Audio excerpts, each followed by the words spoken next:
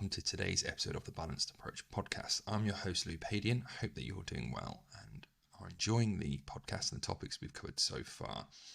These podcasts are released every Monday, Wednesday and Friday, so be sure to subscribe wherever you are listening to be kept up to date.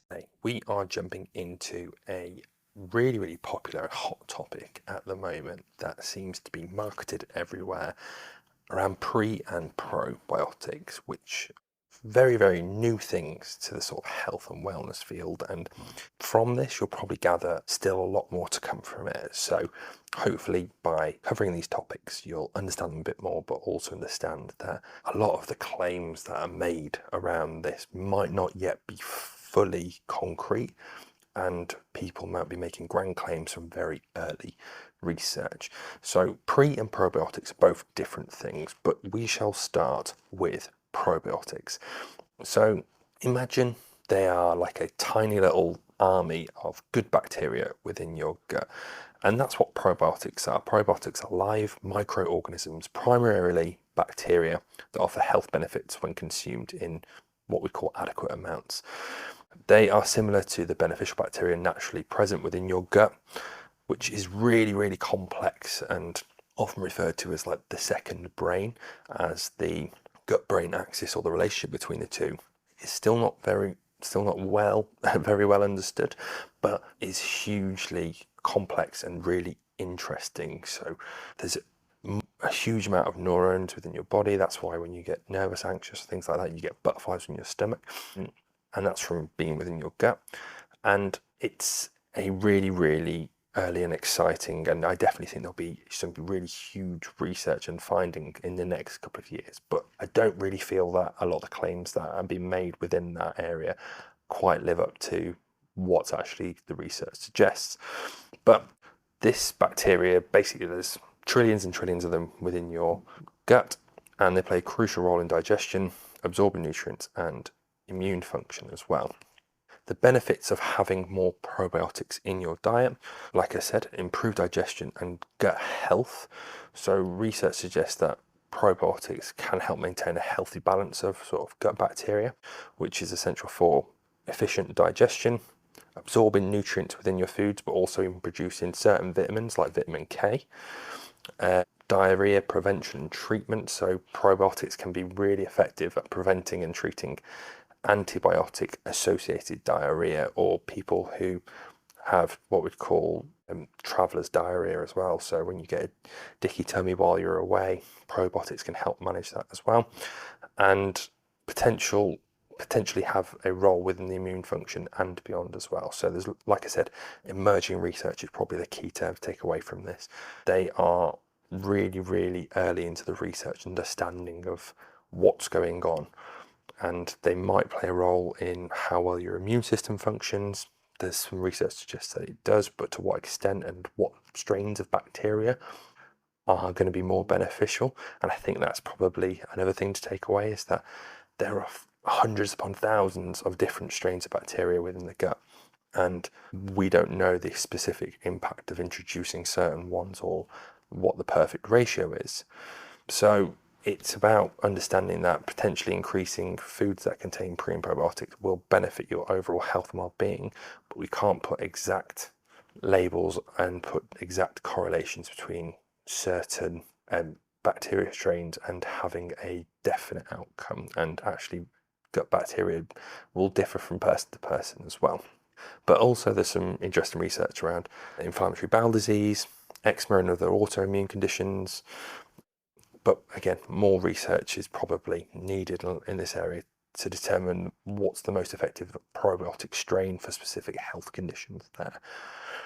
So if you're looking for more probiotics in your diet, what food should you be looking for? So some of these bacteria names I might butcher, and I really apologize for that. But when you probably hear me pronounce them, you'll probably realise why. So a really popular one is yogurt. There are lots of different varieties of yogurt. You've got live and active cultures, were the ones that we sort of have that probiotic in there. So you've got Lactobacillus acidophilus, and this probiotic strain supports a healthy gut environment and probably helps with digestion as well. You've got Bifidobacterium bifidum, and that probiotic strain again helping with the gut and boost immune function as well. And then you've got Streptococcus thermophilus. This probiotic strain contributes to the fermentation process in yogurt, but may offer some digestive benefits as well. So they're all the ones that we sort of get in yogurt, and that lactobacillus is probably one that you see on the labels with the tablets that you can take as well. And then you've got kefir, which is that fermented milk drink that, again, has loads of probiotic strains in there, and there's a few different strains of lactobacillus in there, and again, helping with immune function, digestion, and again, just helping with that general environment within your gut. Other foods that you might have heard of that we probably don't have enough of in our diet, but around kimchi and sauerkraut. And again, these help with immune function potentially, and helping with the healthy gut in general, and helping get more diversification of the gut bacteria in there. So that's probiotics. And as I've said, there's lots of different foods that we can have there. Probably the most common, especially in the Western diet, is probably yogurt, and trying to get more live and active cultures from those yogurts in there, but also having a look at the diversity within there as well. Fermented products in there such as kefir, which can be really, really useful in the diet to have that diversification of different dairy products as well. So that's probiotics, and again, like we said, that's the little army. That's all the bacteria, or the bacteria that we're introducing into the gut to add to diversification of that gut bacteria. Then we've got prebiotics. So the way to think of that is that prebiotics are like the fertilizer for these good bacteria. They help feed them, ensure that they expand, and that we have enough in there and diversify that as well. So what is a prebiotic? A prebiotic is a non-digestible fiber found in certain foods that serve as a food source for probiotics. Unlike simple sugars and starches, our bodies can't break down prebiotics, but the gut bacteria can. And that's the important difference there, that we get that non-digestible fiber and gets to the gut, and then it starts to break it down. The bacteria in there starts to break it down, promoting growth and activity, which is all the good stuff that we want. So by promoting the growth of beneficial bacteria, prebiotics indirectly contribute to various health benefits associated with the gut microbiome, including improved digestion, nutrient absorption, and potentially in boosting that immune system. Like I said, they work in tangent, and this is why we talk about variety within the diet and why it's so important. If you can pair these foods up or include them throughout the day, it's just going to improve your gut health in general. But again, we're not going to promise to solve certain ailments with certain foods, because that's not how it works. That's quite reductive, and that's not how the gut digestion process works. We need to have a look at a whole food, improving the diet as a whole, and also potentially having a look at other lifestyle factors alongside healthcare, appropriate referrals or appropriate support from other healthcare professionals as well. So what kind of food should I be looking forward to have as a prebiotic? So we talked about that insoluble fiber. So you might have heard of some of these before, and you can supplement with them separately, but as always, you can probably get them enough from your food a lot of the time. So if we're looking at foods like artichokes, asparagus, garlic, leeks, and onions, they are rich in inulin. And this is a prebiotic fiber that, again, nourishes that gut bacteria, but also stimulate the growth of bacteria like bifidobacteria and lactobacilli, promoting overall gut health. So that's what we want there. If we're getting a rich amount there, and onions and garlic are often a base for a lot of meals, especially in the UK. So that is a really, really easy one to get within your diet to increase and help feed that bacteria within your gut. So if we're looking at another type of prebiotic, bananas have fructooligosaccharides in them. So this is a prebiotic fiber that, again, feeds gut bacteria and may contribute to improving digestion as well. Then if we look at, last but not least on the list, around fruits, but obviously there's lots of ones that I'm missing, but I've just got a short list here. Berries, so blueberries, raspberries, strawberries, all are rich in pectin, and this might help, yes, with digestion, but also with feeling full as well. So that's a really useful thing. So having a diet rich in berries, which is something that I always sort of recommend to clients and patients, is breakfast if you can, if you like porridge, if you like oats, if you like yogurt, throw in some berries in there. Yes, we're getting a lot more food volume, we're getting a good amount of fiber in there, but we're also getting some prebiotics in there. And if we can get that yogurt to have some live cultures in there, it's just going to be a massive win-win. So that's fruits covered.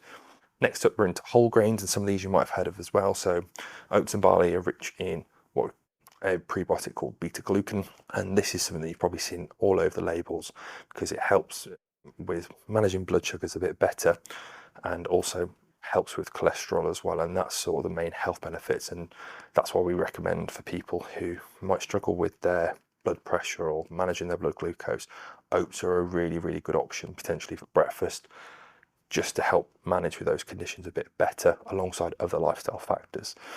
We've got whole wheat, which has got arabinoxylin, which again is a prebiotic and helps with digestive health and may help with blood sugar control. And last but not least, something that I often encourage and is overlooked, I feel, within food is lentils, beans, chickpeas. Those are high in raffinose, which again, another prebiotic, really good for your overgut bacteria, but also might help with blood sugar management as well. So lots of foods there. And hopefully we take a step back. Yes, we've talked about prebiotics and probiotics and specific examples. But if we look at the foods that are there, we're looking at a huge amount of fruits and vegetables that have that diversification with their diet that we're often going to include because they have lots of health benefits, other health benefits associated with them as well, that are going to help with digestion, going to help with satiety and fullness. So yes, we are looking at it from a prebiotic and probiotic perspective at the moment. But if we're looking at from a health perspective, we should be looking to increase these foods within our diet anyway, or our diet should be rich in these foods and a range of these foods, because they're just going to improve health. Yes, they may have the pre and probiotics is really, really exciting, but like I said, it's a really early stage in that research and that field. So a lot of these people making grand claims around taking this supplement and it's solving this problem. It might, but at the moment we can't say for definite. So if people are trying to sell you specific probiotics and prebiotics, and this is one of my issues, one of the many issues I have with Tim Spector and his overall approach to helping people, quote unquote, would be that he's just reintroduced a new probiotic drink to M&S, huge expense. And realistically, we know that if you've got some live cultured yogurt, if you've got some kefir in your diet, you'll get that a lot cheaper and probably get just as good, if not more benefits from it, including that within your diet. And it's just, people are really running away with this before actually we know for definite what actually, if A equals B equals C. So just to finish this off, as I know it's been a bit of a loose and fast episode, how much do you need of these in your diet? And like I said, if we're taking a step back, your diet should be rich in a lot of these foods anyway, especially the prebiotic side of things. There's a lot of fruits, vegetables, legumes, lentils, those sorts of things have heaps of benefits elsewhere. And that's why, whilst this episode, like I said, was looking just at the specifics of certain foods and certain prebiotics and probiotics within those foods, that isn't how our diet works. Our diet exists by all these foods that are going to be combined together throughout the day, and we'll have lots of different trends. And what we're trying to do is increase certain foods within our diet that have lots of health benefits associated with them, and managing our energy intake, our fullness, our food balance with our enjoyment, our social aspects with food as well, all these things. So let's not get too caught up, one, in the pre and probiotics. It's good to know about them, but also it's more important to know what we don't know about them yet, which is we don't actually know a huge amount. Two, the foods that actually we spoke about today are foods that have other health benefits that we know a lot more about and we probably want to include within our diet anyway. So how much do you need of these foods? I should say including these in your diets, not for the pre or probiotic benefits, but just for overall health and well-being and diet quality. So hopefully that's made things a bit clearer. Hopefully that's made you realise that some of the claims that have been made that you might see thrown around these things aren't quite as concrete as people make out. And thirdly, it hopefully makes you realise that actually we just need to focus on diet quality, and this sort of should take care of itself.